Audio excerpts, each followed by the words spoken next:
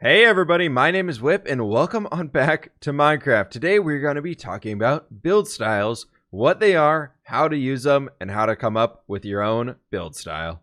We'll take a look at these examples more closely here in a second, but a build style is basically what blocks you are using to create something unique and convey a type of idea or something that you're going for here. So whether you're going for a rustic build, a medieval build, a modern build, an industrial build, whatever it might be, the blocks that you use and the blocks that you choose to work with are kind of what define that build style. So we're going to be going over quite a few different examples here that I've come up with, and also a few ways that I kind of use to pick my own new styles moving forwards. You might recognize a few of these from some other wonderful content creators out there, but definitely trying to put my own tweak on them.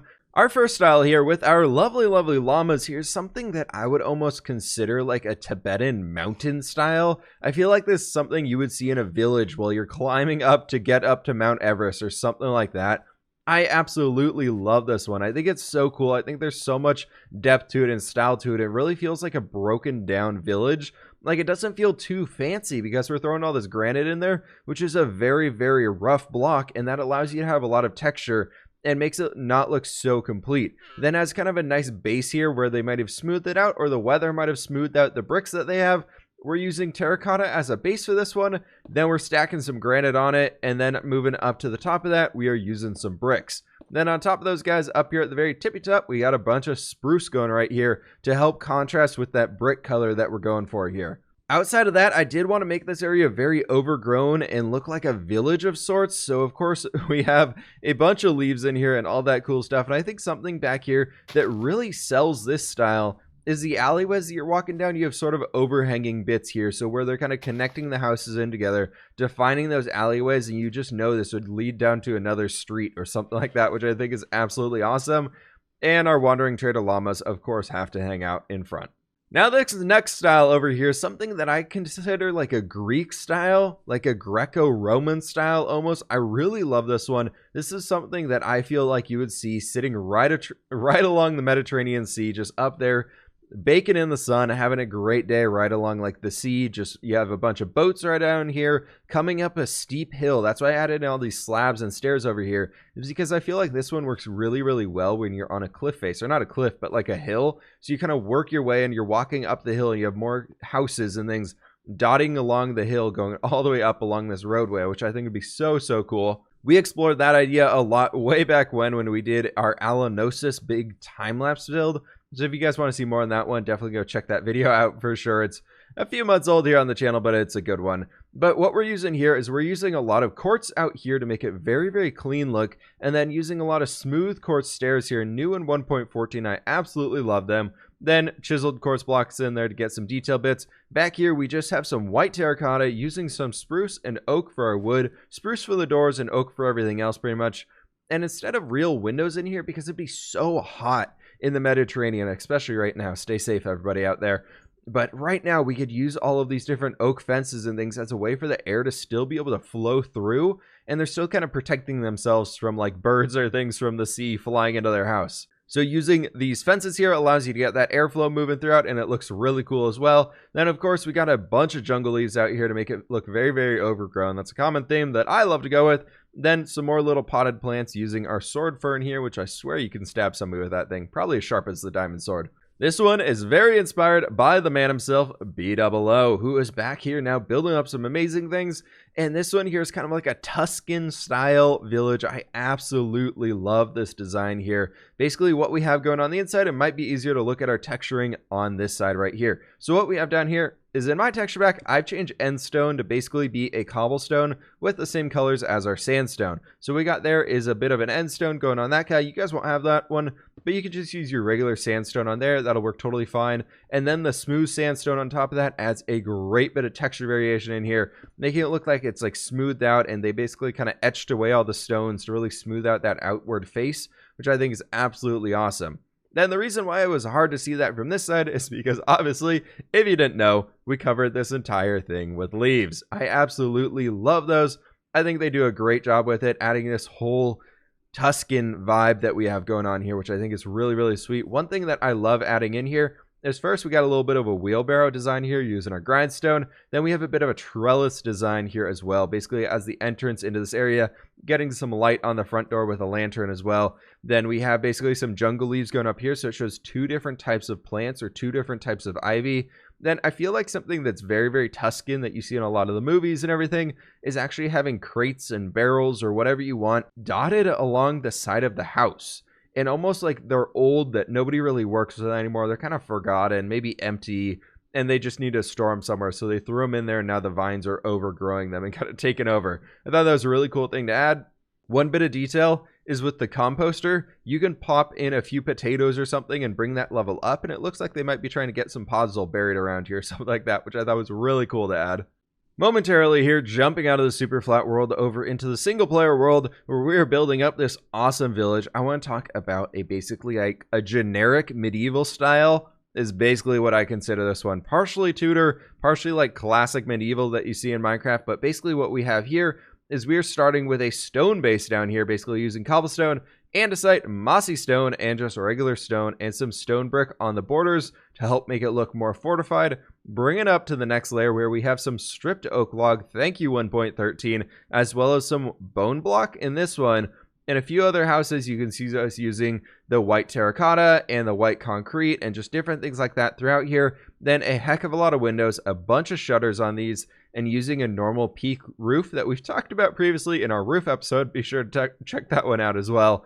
Basically coming up here to the single point and working its way back down the side. And my favorite view of this one is this guy right here, where you can see a bit of that second layer poking through in the back there with that white bone block. I think it looks absolutely awesome. The best part about Minecraft is not everything has to be realistic. This one right here is I consider almost a fantasy style, mostly using purple as a roof block up here to bring that bright purple color that I just absolutely love now. I used to hate this one, but I found a lot of uses for it recently. And then to contrast that really well, we're using a bunch of dark oak going around the border, using a bunch of dark oak logs and things down here as well. Then basically to fortify this base, we have that typical stone look down here at the bottom using mossy stone, cobblestone, and andesite. We're using some cyan stained glass in here as well to bring that lighter color in here. Then we're using our fancy new stone brick walls, some spruce fences. Then up here we have the spruce fence and then in the iron bars, and I absolutely love it. Using some spruce wood here as a backdrop and then some oak trap doors as sort of like shingles or something like that for our windows here. And then of course, me being me, I had to throw in some overgrown sections because I love my bushes. Just deal with it. They're going to stick around for a long time, but I absolutely love this one. I think it's a very cool design. What I especially like about this is that as you're going up, it feels like it's growing out.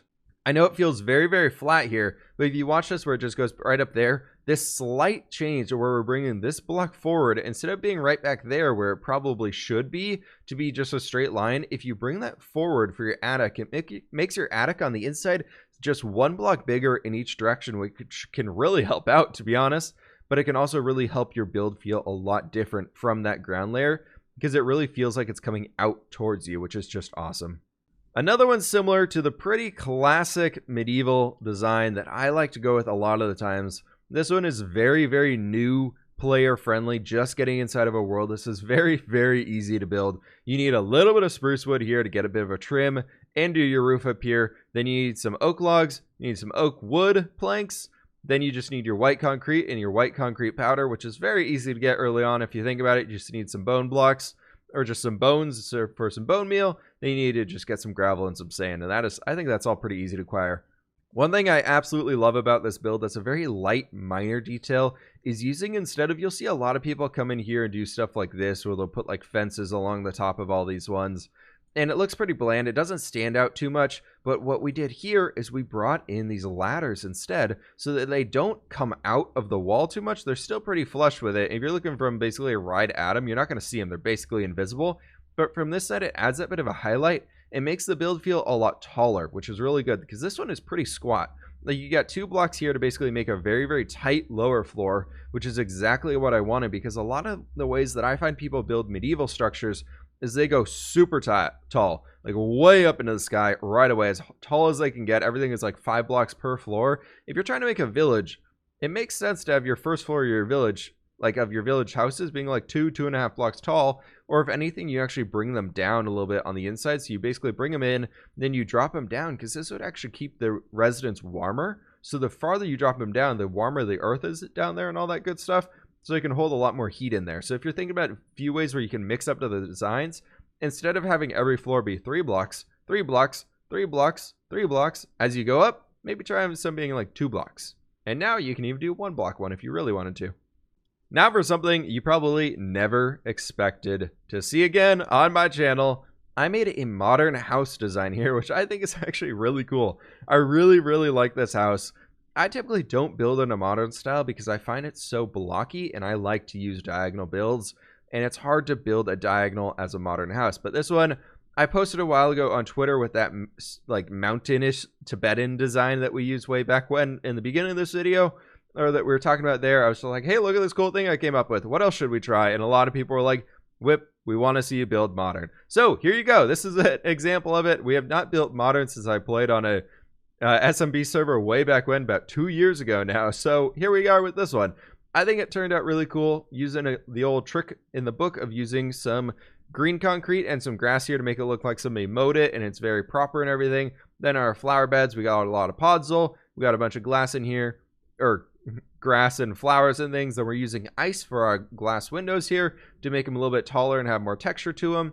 Then what I really like about this, feels very geometric, which is good. Geometric shapes are very good for modern designs. That helps bring out the style. So one I love using is this shape right here, where you basically come up, go over, and bring it all the way back. And I think that's a great frontal design area because it gives you a lot of space here, gives you a balcony up above, and that just sets the build off very nicely. What I love to use for modern designs is adding a sort of a color highlight to it. So you can see our lime coming up here, which would basically come back this way and drop right off the back of it if we had a back of it. Then this wall over here was feeling very, very plain and boring, and I had to put some of my own style into this one. So we brought in a vine wall. So I thought it'd be really cool because we have this clean, crisp, modern design over here. Few flowers, few bushes all over the place, but nothing too crazy. So let's put a vine covered wall over here. Just have it completely covered with leaves and everything, and that looks really, really sweet in my opinion. I absolutely love that one. We've talked about a few styles. We've talked about a lot of the blocks that go in place with them. Now, how the heck do we use them? What is that thing all about? Well, personally, my favorite tip for this one is look at the environment around you. Look at what blocks you have available to you. For example, in this mountain range right here, we got a lot of stone to us. So maybe we go for like a stone base, but there's also a lot of snow. So maybe something that complements off of snow in that whiter color. So maybe that mountain design we're looking for with all the brick and everything and the terracottas. But then also we have spruce wood available to us. We have oak wood available to us. And down here is a plains area. We got a bunch of sheep, so we can get a lot of wool. Maybe we can make something up with all those things that are around us right here. The less you have to travel, especially in survival, can really, really make a difference for wanting to complete a project. I can't even talk today. Maybe you're going for something more on the creative side. There's a personally website that I absolutely love here called Adobe Color. I'll leave a link to this one down in the description below for all you, but this thing is absolutely amazing. So there's a few different ways. If you're trying to pick colors and builds to use, we have all these different options over here. And one I personally love is the complementary colors. So basically we're coming here and say we want to go for like a blue. So we find like some good blues over here. It's like these ones are cool. Like we got those guys right there. So maybe we find some blocks inside of Minecraft. So that might be like the blue terracotta, light blue terracotta, and or light blue concrete, and maybe light blue terracotta, something like that. Then you could have the orange terracotta, maybe orange concrete over here. And those things would all work really well. Or maybe you could do like sandstones on this one. If you come over this way a little bit further, this might be a little bit more towards like the sandstone-y colors. But I absolutely love this website for just picking colors to work with. Because for me, that's usually a hard thing to do. Picking shades of colors. I know this one's kind of common sense, especially for this right here. But we got our white terracotta, and we got white concrete. We got white concrete powder. Those are kind of going... I know this one probably doesn't blend in there that well. Let's move him over there because we got the overlay texture as well. Then we maybe can bring in smooth quartz, and you can see that this is brighter than all of them, and maybe you got like a bit of a color variation right there. So you have this guy starting on the bottom, working all the way to the top. You maybe stack this up a few right here. If I can click the block, and then we go smooth quartz all the way up to the top, and you'll see kind of slowly that pattern really starts to develop itself as we kind of stretch these ones all the way to the top. And then right like there, you'll see a lot of the builds that I like to use personally. We might start with like a stone at the bottom, Then we go to an andesite, or a cobblestone at the bottom, then andesite, then stone, and then some diorite at the top just to get a gradient going, and it works really well. Super quick example here of that gradient actually being used on the left-hand side. You can see where I start with the base for it, and then the right-hand side of what it becomes in the end. Speaking of the end, however, that is going to have to do it for today's episode. I hope this is all helpful for you all, helping you become better builders in your own right there. Let me know what your favorite style was that you saw in the video today, and let me know what your favorite style is overall. Are there any other ones that we should be checking out moving forwards? Be sure to let me know that down in the comments below. Anyways, thank you all so much for watching. Please hit that like button if you did enjoy. Subscribe if you're just checking out the channel for the first time and you're enjoying it. And I will catch you on the fWhip side.